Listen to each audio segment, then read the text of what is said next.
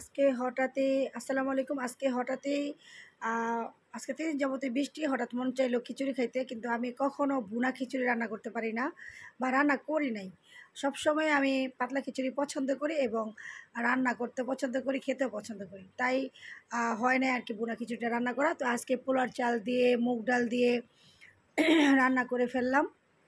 সাথে একটু মসুরি ডাল অ্যাড করেছিলাম, যেটাকে আমরা লাল ডাল বলি। তো আলহামদুলিল্লাহ ভালো হয়েছে। আর আমার বাসায় একটা নিয়ম, এটা আল্লাহ তাআলার প্রদত্ত রহমত। সেটা হচ্ছে মেহমান হচ্ছে আল্লাহর রহমত, বৃষ্টি আল্লাহর রহমত, কন্যা সন্তান আল্লাহর রহমত, অসুস্থ হওয়াটাও আল্লাহর রহমত। তো এর মধ্যে একটা রহমত হচ্ছে মেহমান আসা। তো আমি কিছু রান্না করলে দেখা গেছে অটোমেটিকই মেহমান চলে আসে। তো আলহামদুলিল্লাহ 4 জন মেহমান নিয়ে খেয়েছি, খুবই ভালো হয়েছে। আমি নিজে রান্না করেছি সেই জন্য না, মানে সত্যি সত্যি অনেক ভালো হয়েছে। দাদি অনেক মজা হয়েছে না? শুধু হকলে চলবো? মজা হয়েছে, টেস্টি হয়েছে, অনেক ভালো হয়েছে। ওই যে দাদি বলেছে, কেউ আসবেন না খেতে। দাদি বলছে মজা হয়েছে, টেস্টি হয়েছে, ভালো হয়েছে, আপনারা কেউ আসবেন না খেতে। এবার বুঝতে পেরেছেন যে কতটা মজা হলে আবার খেতে চায় আর কি, রাত্রে আবার খাবে, এই জন্য কাউকে আসতে না করছে। তো আলহামদুলিল্লাহ আমি কোনো কিছু রান্না করলে কখনো মানে একা খাই না, আর খেতে পারিও না। আল্লাহ প্রদত্ত চলে আসে মেহমান। তো প্রথমবারে রান্না ভালোই হয়েছে আলহামদুলিল্লাহ। তো আশেপাশে কেউ থাকলে আসতে পারেন, ওটা দাদি দুষ্টুমি করেছে, সমস্যা নাই। কারণ আসলে মেহমান নিয়ে ভাগাভাগি করে খালে অনেকেই বরকত, মেহমান নিয়ে খাওয়া যায়, সমস্যা নেই। তো যেটা দেখতেছেন সেটা হচ্ছে আমি প্রথমে সব মশলা দিয়ে তারপর মুগ ডালটা, পোলার চালটা আর মসুর ডালটা দিয়ে দিয়েছি। তারপরে অনেকক্ষণ ভাজা ভাজা করেছি। মুসকা টিভিটা ছেড়ে দাদা দিলে ভাজা ভাজা করার পরে তারপর পানি দিয়ে দিয়েছি।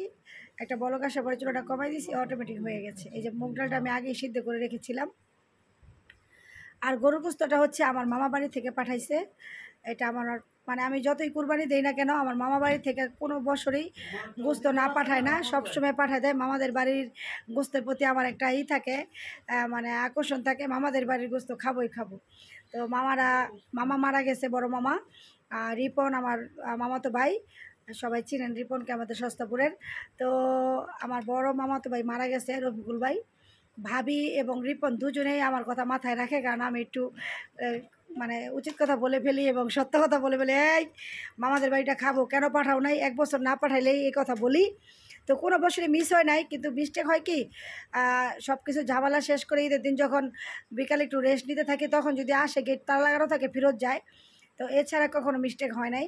তো এইভাবে একদিন হয়েছিল, একবার আমি খুব রাগারাগি করেছিলাম। তো রাগারাগি করার পর থেকে এখন আর মিস নাই, 100% পাঠায় দেয়। তো সেই গোস্তটা আজকে আমি রান্না করেছিলাম। এখানে 5 থেকে 6 কেজি গোস্ত আছে, পুরোটাই আমার মামার বাড়ি থেকে পাঠিয়েছে।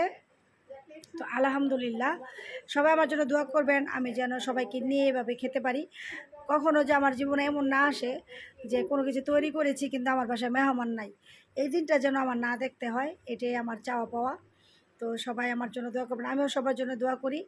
আর আমার বাসায় দাওয়াত দেওয়া লাগে না। অনেকে বলেন আপা দাওয়াত দেন চলে আসবো, দাওয়াত লাগবে না। সবসময় আমার বাসায় আলহামদুলিল্লাহ সব কিছুই থাকে। যে যেটা খেতে চান খেতে পারবেন। শাক সবজি খেতে চাইলে, ভর্তা খেতে চাইলে বা পোলা মাংস খেতে চাইলেও সবসময় রেডি থাকে। আল্লাহ হাফেজ, ফি আমানিল্লাহ।